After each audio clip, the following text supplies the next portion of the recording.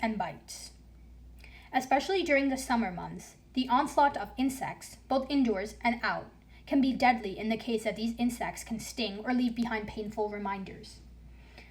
Like with poisonous plants, it's a good idea to research insects native to and residing in your area. This can make you more prepared for insect-related emergencies. Some ways to prevent being stung by insects are: number 1, avoid wearing colorful clothing. Some insects, such as bees, are attracted to certain colorful clothing, like reds, yellows, and oranges. Number 2, don't wear flowery perfumes. Insects are sometimes attracted to the scents in certain perfumes. To be on the safer side, choose instead to wear unscented products. Number 3, refrain from eating sticky things outdoors. Summertime is a time for fun treats like watermelon and ice cream, but many insects are attracted to the sugar in these foods. If you do eat these foods outside, wipe your hands and face, or better yet, wash them. Also, don't leave food unattended or uncovered. Number 4, wear insect repellent. This will keep away insects such as mosquitoes. There are also more specific sprays targeting other insects. Some internet browsing will likely show many different products against insects. Number 5, don't encourage insect habitat. Mosquitoes lay their eggs in still uncovered water. Cover these areas to prevent them from breeding in your home. Removing minor insect stings. First, move to an area that is clear so you don't get stung again. Now, remove the stinger, if there is one, with tweezers or a plastic card, pinching the skin and then scraping with the card to get to the stinger. Do not squeeze it, because this will release venom, if there is any, into the body. Clean the area gently with some soap and water, or just water if soap isn't available. To reduce swelling, put a cold or ice-filled cloth on the area. Elevate the injury if possible. Applying calamine lotion or hydrocortisone cream, which are both available at most pharmacies, can help reduce symptoms. If for any reason you're concerned or the person has an allergy to the sting, go to a doctor immediately.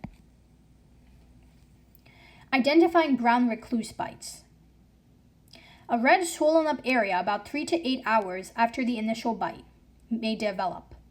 A burning sensation may also soon start to develop. In some cases, the skin appears to sink because it becomes drier and bluish in color, or can become red around the area, everywhere except the bite, which will have a pale circle surrounding it. There can also appear to be a sort of central blister. Identifying black widow bites. Black widow bites are harder to identify, mainly because there is no way to know if you were bitten by a black widow spider unless you see them crawling away afterwards. The black widow has the distinctive red hourglass marking on the underside of its belly. They may be black or brown in color. If possible, check the spider safely to see if that is the case. Black widow bites may cause severe cramping in the abdomen and back. The bite also may appear to be two tiny pinpricks close together. The area around the bite may become red and swollen. Treatment for more severe insect bites, specifically brown recluse and black widow.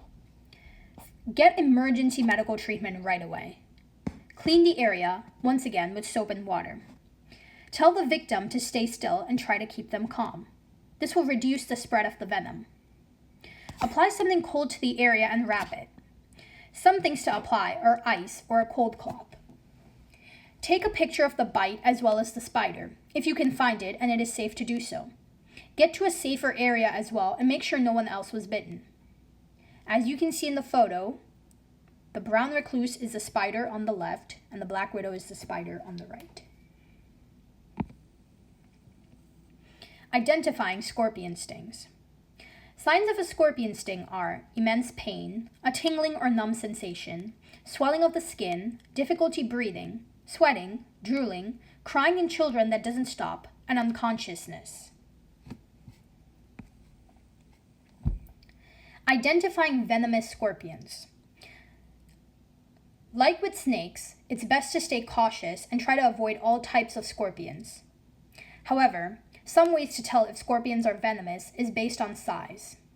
More venomous scorpions tend to have smaller pincers, or claws, than less venomous scorpions.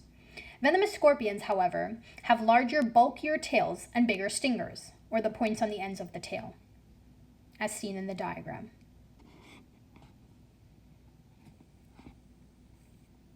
Treating scorpion stings. Call 911. Especially in the case of children, babies, and the elderly, scorpion stings are highly dangerous. Even in the case that the scorpion was mildly poisonous, it's best to err on the side of caution and go to emergency services to get treated. Take a picture of the scorpion or identify traits such as color, size, and shape. Stay careful so you don't get stung. Wash the area with soap and water. Then apply a cool compress. Do not give the victim food or drink. Some people may have an allergic or severe reaction to scorpion stings, and giving them anything to eat or drink can cause them to choke.